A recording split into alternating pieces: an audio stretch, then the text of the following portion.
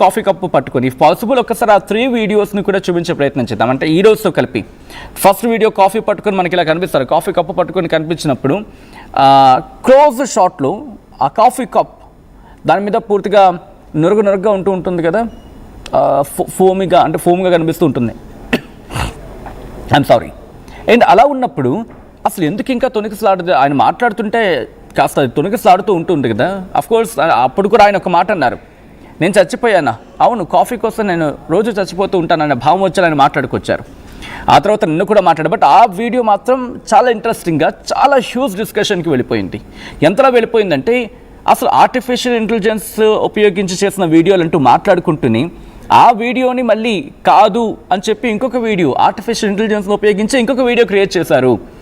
ఆ వీడియో కాదని చెప్పి ప్రూవ్ చేసేందుకు అనేది ఇంకొక చర్చ. సోషల్ మీడియాలో ఏ రకానికి అంటే ఎంత స్థాయికి వెళ్ళిపోయిందంటే నెతన్యాహు ప్రస్తుతం మరణించి ఉన్నాడా అనే క్వశ్చన్ మార్క్ని గట్టిగా వినిపించేలా, లేకపోతే అనుమానాలకు గట్టిగా బలం చేకూర్చేలా ఆ చర్చకు ఇప్పుడు దారితీస్తున్నాయి. ఆయన మాట్లాడుతున్న ఆయన కాదు అని చెప్పి చాలా బలంగా మాట్లాడే ప్రయత్నం జరుగుతోంది సోషల్ మీడియా వేదికగా.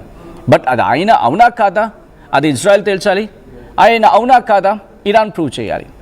ఒకవేళ ఆయనే అయితే ఇజ్రాయెల్ ప్రూవ్ చేయాలి, ఆయన కాదు అంటే కనుక ఇరాన్ ప్రూవ్ చేస్తున్న సందర్భం.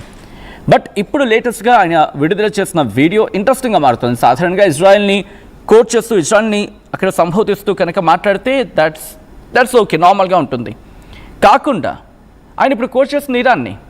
అంటే ఇక్కడ ఒక్కసారి మాట్లాడుకునే ప్రయత్నం చేద్దాం. ఇరాన్ను ఉద్దేశించి నౌరూజ్ సందర్భంగా ఆయన విష్ చేశారంటే ఈ రోజు కావచ్చు, రేపు కావచ్చు, ఏమైనా దాడికి వెళ్ళే అవకాశం ఉందా? ఎందుకంటే ఇక్కడ మనం మాట్లాడుకున్నప్పుడు ఆలోచించాల్సిన సందర్భం ఈ రోజు జరిగిన దాడి గురించి మాట్లాడుకుంటే, మరి ముఖ్యంగా అలీ ఖమేనీ మరణం తర్వాత ఇరాన్ సెక్యూరిటీ చీఫ్ అలీ లరిజానీ మరణించిన వార్తలు వస్తున్న తరుణంలో ఇప్పుడు ఈ సందేశం చాలా కీలకమైన ప్రాధాన్యత సంతరించుకుంది. రిమెంబర్, ఒక దేశాధినేత ఒక స్టేట్మెంట్ ఇచ్చాడు అనుకుందాం, అది దానికి చాలా వెయిట్ ఉంటుంది. అండ్ ఈరోజు ఆయన అంటున్న మాటలకు కూడా అదే బలం. ఎందుకంటే సెక్యూరిటీ చీఫ్ని చంపేస్తామని చెప్పి, అలీ లరిజానీని చంపేస్తామని చెప్పి చెబుతోంది ఇజ్రాయెల్. దాంతోపాటు ఇంకొన్ని అంశాలను కూడా ప్రస్తావించింది. ఇప్పుడు కీలకమైన నేతలను ఒక్కొక్కరిని కూడా మట్టు పెడతామని చెప్పి, ఇప్పటికీ నేవీని పూర్తిగా తుదుముట్టించేస్తాం, ఇక మాకు మిగిలింది టార్గెట్స్ చాలా చిన్నవి.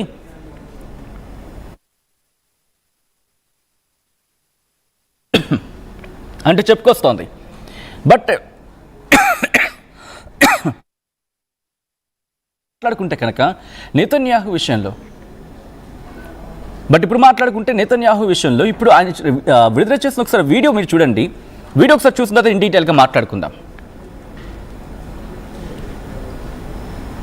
To the brave people of Iran, I wish you, as I do every year, a happy holiday season beginning with the Festival of Lights. It signifies the age-old belief of the Iranian people that light will triumph over darkness, that good will triumph over evil. This year, this holiday has special meaning. Celebrated with your friends, your family, your loved ones. I take this opportunity to wish you a happy Nowruz, a year of freedom, a new beginning of hope to all of you, my dear friends. Nowruz Piruz, Pa Yonde Iran. To the brave people of Iran, I wish you, as I do every year, a happy holiday season beginning with the Festival of Lights. It signifies the age-old belief of the Iranian people that light will triumph over darkness, that good will triumph over evil. This year, this holiday has special meaning. Celebrated with your friends, your family, your loved ones. I take this opportunity to wish you a happy Nowruz, a year of freedom, a new beginning of hope to all of you, my dear friends. Nowruz Piruz, Pa Yonde Iran. To the brave people of Iran. Right, అదే ఆయన చెబుతోంది. Celebrate చేసుకోండి మీ ఫ్యామిలీతో, మీ loved వన్స్తో, మీ ఫ్రెండ్స్తో ఈ కొత్త ఏడాదిని అంటూ ఇరాన్ని coat చేస్తూ, ఇరాన్ ప్రజల్ని ఉద్దేశించి ఆయన చేసిన వ్యాఖ్యలు చాలా ఇంట్రెస్టింగ్గా మారడమే కాదు, ఆయన కోట్ చేశారు, చీకటిపై వెలుగు, చెడిపై మంచి విజయం సాధిస్తుంది అంటూ కూడా ఆయన కోట్ చేసిన క్రమం. ఈ ఏడాది ఇరాన్ ప్రజలకు స్వేచ్ఛ స్వతంత్రం ఇది అంటూ కూడా మాట్లాడుకొచ్చిన సందర్భం. గుడ్ ఫైట్ ఓవర్ ఎవిల్ అంటూ కూడా అంటే ఇప్పుడు ఇంకా ఈ దాడి కంటిన్యూ కాబోతోందా? ఈ మాటలకు బలం చేకూర్చేలాగా ఉన్నాయి ప్రస్తుత పరిణామాలు చూస్తూ ఉంటే. ఎందుకంటే ఎక్కడ అమెరికా ఆగటం లేదు, అండ్ అలా అని చెప్పి ఇజ్రాయెల్ కూడా తగ్గటం లేదు.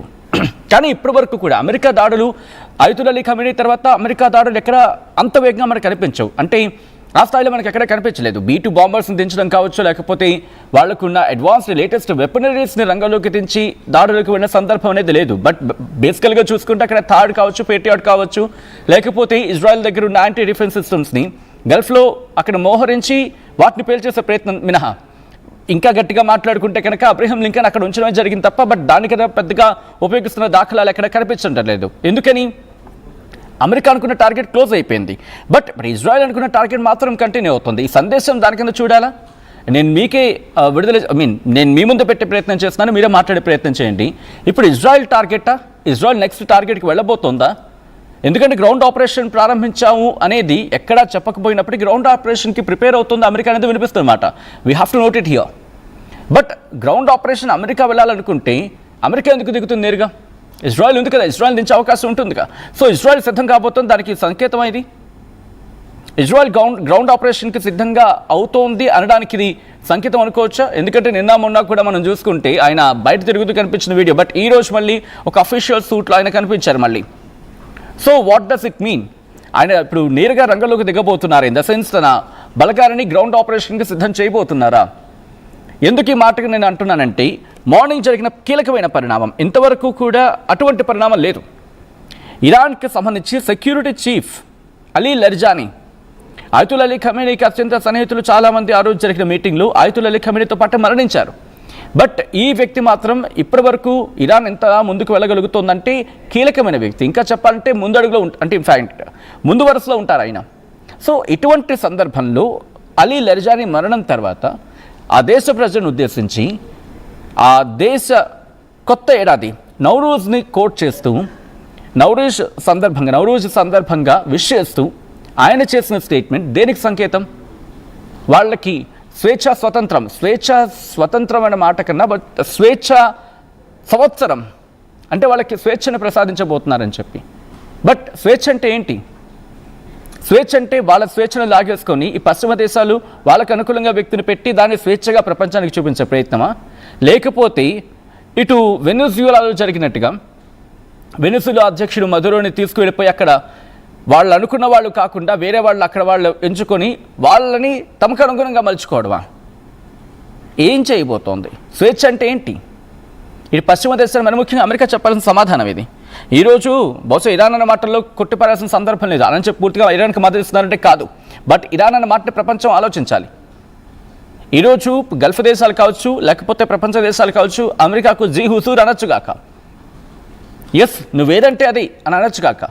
బట్ ఇరాన్ ఈరోజు ఢీ కొడుతున్న సందర్భంలో ఇరాన్ తన అస్తిత్వం కోసం పోరాడుతోంది.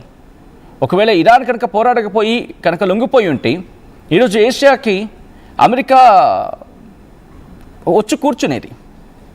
అప్పుడు అమెరికా ఏం చెప్తే అది ఇలా తలాడించాల్సిందే ఏషియా పరిస్థితి.